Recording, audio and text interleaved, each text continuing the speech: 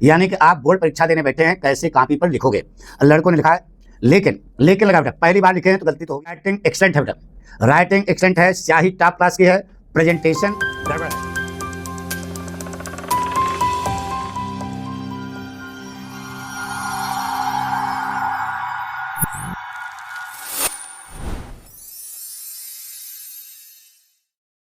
Course हमारा करीब करीब कंप्लीट है, तो अब हम बच्चों से अभ्यास करा रहे हैं। ठीक है, ये कहा था कि द लास्ट लेसन के जो 60 क्वेश्चन और लॉन्ग क्वेश्चन हमने लिखाए हैं वह कॉपी पर लिख करके आप हम लोगों को दिखाइए, बोर्ड की कॉपी पर। यानी कि आप बोर्ड परीक्षा देने बैठे हैं, कैसे कॉपी पर लिखोगे। लड़कों ने लिखा है लेकिन लगा बेटा, पहली बार लिखे हैं तो गलती तो होगी, पक्का है गलती होगी। तो आइए उसको समझाते हैं क्या क्या लड़की गलती करते हैं। ये देखो तुम्हारे सामने है 60 बच्चे की राइटिंग एक्सेलेंट है बेटा, राइटिंग एक्सेलेंट है, स्याही टॉप क्लास की है, प्रेजेंटेशन गड़बड़ है। वही प्रेजेंटेशन सीखना बेटा। देखिए बेटा, इन्होंने कहा 60 आंसर टाइप क्वेश्चन, ये नहीं लिखा जाएगा बेटा। आंसर नंबर 7 बड़ा ब्रैकेट 60 आंसर डैश फ्लेमिंगो बड़ा ब्रैकेट बंद। ठीक है, फिर ये देखो यहाँ पर एक लाइन खींची जाती है बेटा, सब मालूम है, हाशिया पटरी रख करके खींचना, यहाँ पटरी नहीं है, बिल्कुल सीधी लाइन होनी चाहिए। अब फिर क्वेश्चन ऐसे लिखोगे, स्पेलिंग क्वेश्चन की नहीं आती है क्या। पहली बात, हाशिया के पहले आपको कुछ भी नहीं लिखना है, हाशिया के इधर, हाशिया के बाद आपको लिखना है। क्वेश्चन नंबर 1 आंसर, ए यानी यस क्या होता है, ए यानी यस यानी आंसर का शॉर्ट फॉर्म। अरे भाई, ए यानी यस ना लिखो, पूरा आंसर लिखो यहाँ पर, क्वेश्चन आंसर, तब जा करके देखो तुम्हारी जो अच्छी राइटिंग है, प्रेजेंटेशन है, वह अच्छा माना जाएगा। फिर एक पेज पर हमने कहा था केवल 2 शॉर्ट आंसर लिखने हैं। अब इन्होंने क्या क्या घास पास कर दिया, 3 आंसर लिख डाला। तो अब बताइए, तो खराब लगेगा ही नहीं बेटा। तो यानी केवल बीच में गैपिंग करनी है और केवल 2 क्वेश्चन लिखना बेटा। आई बात समझ। बच्चे ने राइटिंग खूब बढ़िया अच्छा लिखा है, स्याही बढ़िया, सब कुछ सही है, केवल कमी यह है कि हाशिया नहीं खींचे हैं, क्वेश्चन की स्पेलिंग पूरी नहीं लिखे, आंसर की स्पेलिंग पूरी नहीं लिखे। ये सब मायने रखता है बेटा, ये सब चेक करता है एग्जामिनर। वहाँ पर वो देखते ही भर में उसको मन मुग्ध हो जाए, तब जा करके वो नंबर देता है बेटा, तब 95 आता है। बाकी तो पास तो सभी हो जाते हैं। वेरी गुड, केवल 2 शॉर्ट आंसर लिखना चाहिए था बेटा, ये इतनी कमी है, बाकी सब कुछ इसका सही है। जो मैटर लिखा है बिल्कुल एक्सेलेंट है।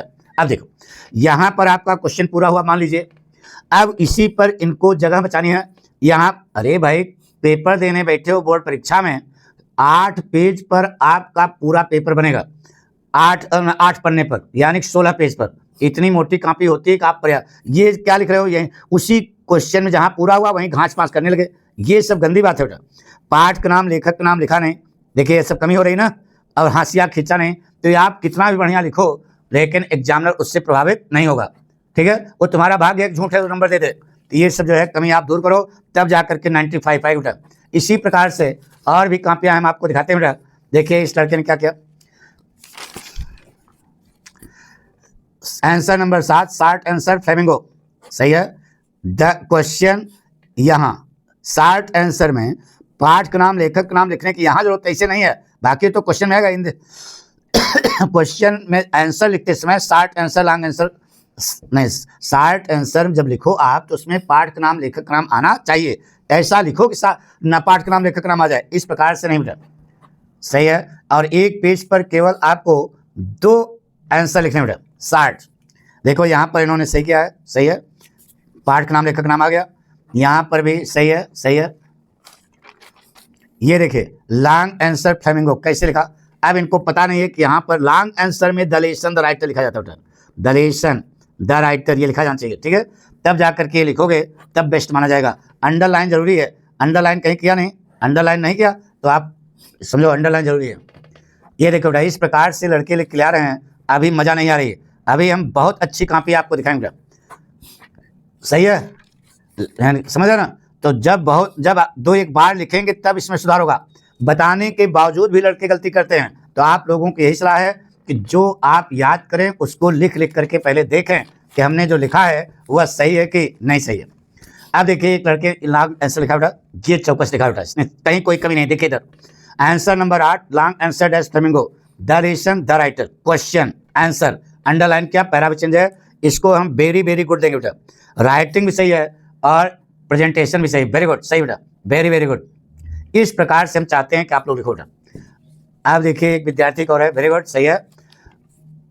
देखिए बेटा ये सब शॉर्ट आंसर में चैप्टर का नाम, लेखक का नाम नहीं लिखना बेटा, बार बार बता दिया, केवल ऊपर लिखना है आंसर नंबर 7 बड़ा ब्रैकेट, आंसर नंबर 7 बड़ा bracket, short answer dash flamingo, फिर क्वेश्चन उतारा, ये हाशिया जो खींचे उसके पहले यहाँ पर कुछ भी नहीं लिखो, क्वेश्चन की स्पेलिंग पूरी लिखो, आंसर की स्पेलिंग पूरी लिखो, और एक पेज पर केवल 2 क्वेश्चन करो। ये सजावट करने की कोई यहाँ पर जरूरत नहीं है।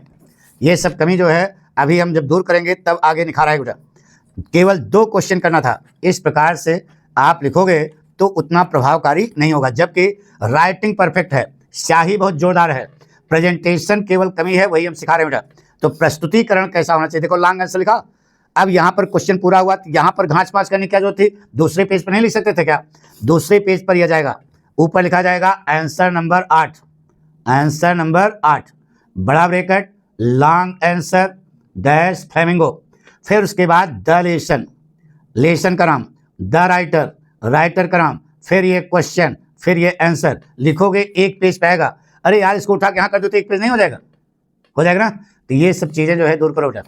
अब देखो उसी में घास पास फिर कर दिया, वो क्योंकि वो पाठक स्टाइल लगाए नहीं, तो ये सब गड़बड़ है बेटा, ऐसा नहीं है। और लॉन्ग आंसर में मेन पॉइंट है आपको अंडरलाइन करना, जो मेन चीज़ें हैं उसको आपको अंडरलाइन करना है, पक्का। तो इस प्रकार से वेरी गुड तो हम दे रहे हैं, लेकिन अभी उतना बढ़िया नहीं है।